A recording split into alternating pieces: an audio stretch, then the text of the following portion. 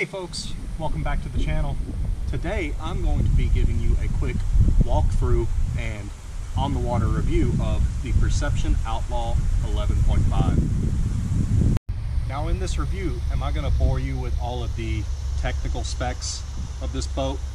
No, I'm going to bore you with my slow South Carolina accent and my usual awkward self. There are so many reviews that bore you with the length, the weight, the capacity, all of that.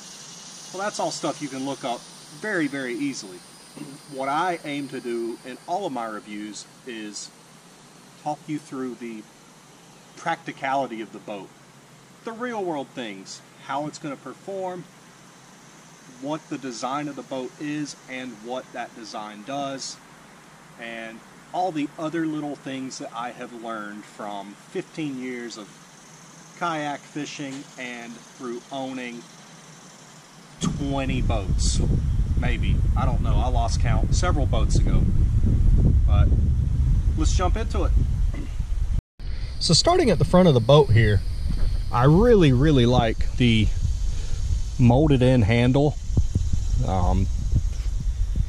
Kayak market desperately needs to get away from the flimsy rope handles, and this boat is relatively, it's obviously completely dependent on the buyer, but the sit on top fishing kayak market is saturated with boats, and they range anywhere from your $300 lifetimes up to your $6,000 Hobies, and I've owned everything on the spectrum.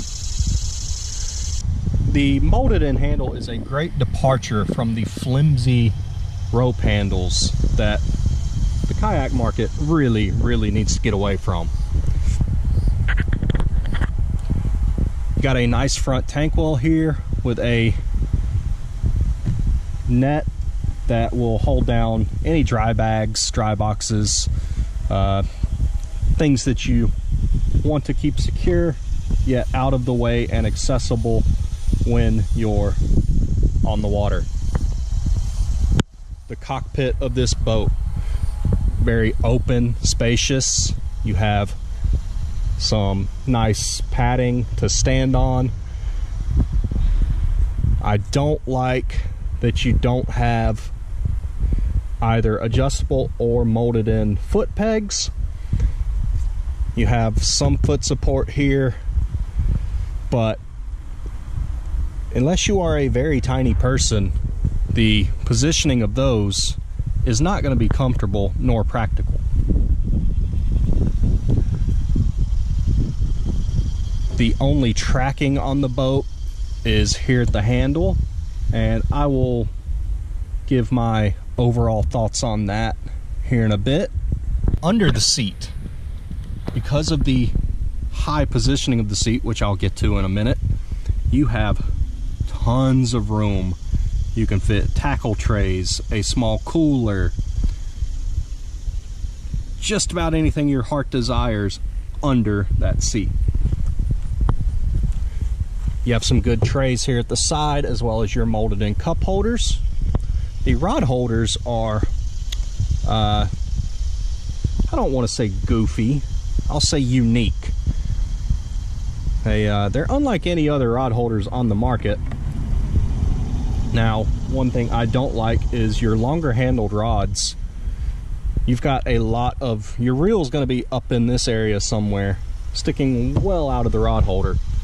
That's not a huge deal, but it kind of irks me. You have a huge rear tank well. Fit a good cooler back there. Your larger tackle boxes, your larger kayak crates. Excellent rear tank well space. This kayak really kind of, from the top view, reminds me more of a paddle board than kayak, and I think Perception found a great happy medium in that. Molded in power pole mount, or what a lot of people do is they will add a motor plate, and this is a very, very popular kayak for the people that are running trolling motors on kayaks. So overall, the top view, I really, really like this boat up top, other than the tracking. I love lots of tracking on my kayaks. I wish Perception had done more on this. What they have done is, and I don't know if I can pop these out without a screwdriver.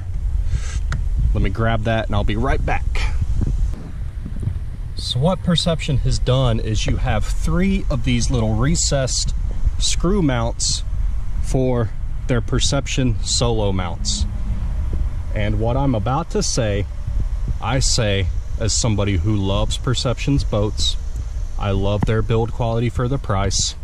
They are made local to me in South Carolina, and I think they are the best budget-friendly kayaks on the market. That said, I think the Perception solo mount is the dumbest thing to ever hit the kayak fishing market. And I will pop up a little picture on the screen here of what that solo mount looks like. And all it is your standard ram balls that Ram Mounts produces, Yak Attack produces, and all Perception has done is build that 1 or 1.5 inch ball on a little screw mount that only fits their kayaks built with this solo mount. They did it to make money. I get it. Capitalism, baby. Get it while the getting's good. But I think it is just an incredibly ineffective mounting solution, and I will leave that up to you on what you think, but that's my opinion on it. I'm sure there will be people who love that solo mount, but I would rather not spend $30 for a little plastic ball to mount my cameras on. But anyway, that's the top view of the boat. Like I said, reminds me a lot of a paddle board. Lot of storage space, tons of storage space for a kayak this big, or this small rather. You don't have any access to inside of the hull, so what Perception has done is you can add a little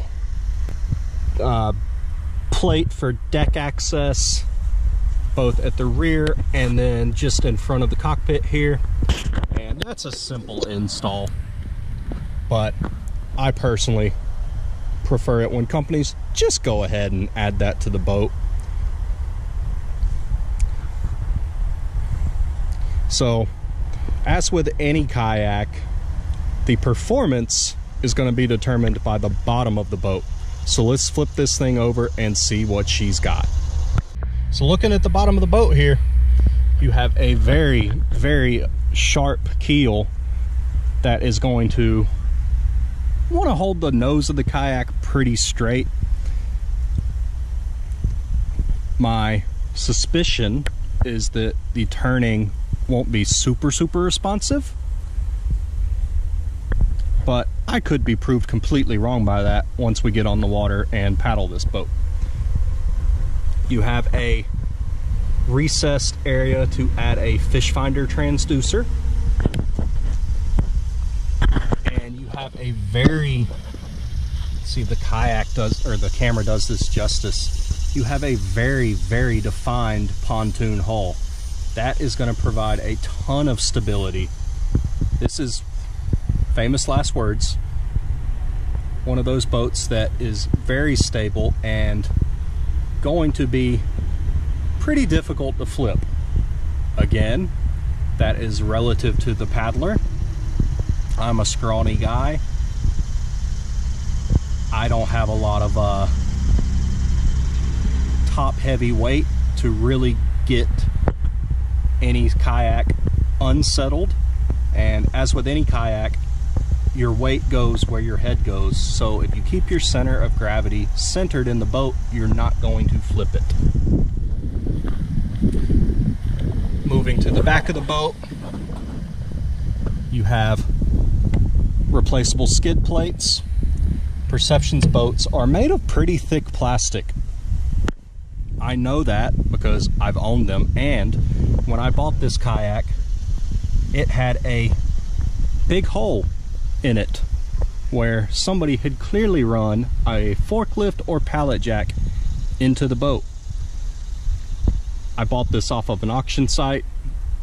I do not know if that occurred before or after I got it, but I got this boat for a very, very good price. You don't have a specific carrying handle back here, but pretty good area to grab if you are transporting this boat with another person or loading it into your truck or on top of your car from the rear of the kayak. Good area to grab. So just to summarize my thoughts and first impression of this boat: great storage, open cockpit. I would like foot braces. Not a deal breaker though. The tracking, I wish there was more of it. I don't particularly like the placement of this tracking because it's going to be right in your paddle stroke. Being a very high seating position, you are going to need especially if you're a 6 foot tall guy like myself, you're going to need that 260 to 280 centimeter paddle because you're going to be seated very, very high, and you have a long reach with your paddle stroke down to the water. In order to get the blade deep enough to really effectively paddle this boat, you need that longer paddle. But overall, first impression, very excited about the boat. Think it's going to be a great, great boat. I don't feel like it's going to offer you a ton of rigging capability as far as fish finders, rod holders, that type of thing. That's not what it's built for. Not everybody needs that. Let's get this thing on the water and see how it performs. Alright, so I'm on the water now, and first few paddle strokes with the 280 centimeter paddle, I gotta say, I have heard so many complaints about how slow this boat paddles. And yeah, I'm on flat water and there's no wind, but I gotta say, it paddles pretty well in my opinion. It's an 11.5 foot boat, and the straight line speed is great. Is it the fastest kayak I've ever been on? No. It's not made for that. The nose wants to stay pretty straight, but at the same time, it turns pretty well. I mean,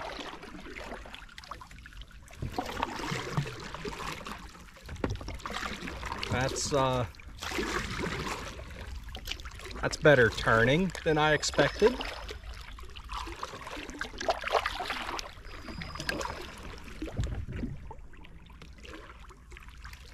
But this boat's paddling a lot better than I expected it to, based on what I've read.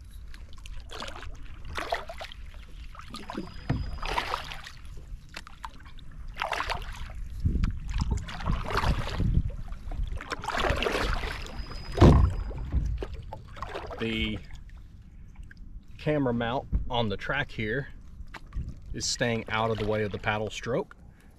But definitely if I had a rod holders, the camera mount's kind of leaned back. But if I had anything straight up on it, like most rod holders would be, they would probably be in the way, especially if I had a rod in them.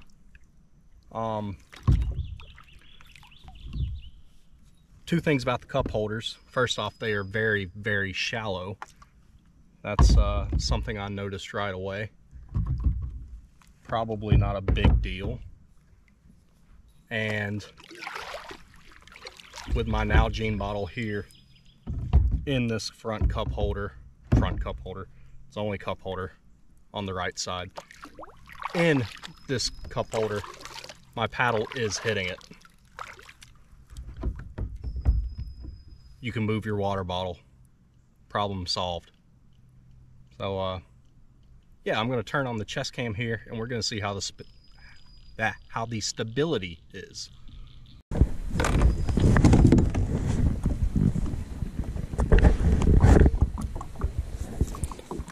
All right, so I'm stood up now, and it's pretty stable. I by no means feel like I'm gonna tip. I can rock pretty well. It doesn't feel as stable as the NuCanoe Unlimited that I'm used to. But that does not shock me. That NuCanoe is a pretty big platform.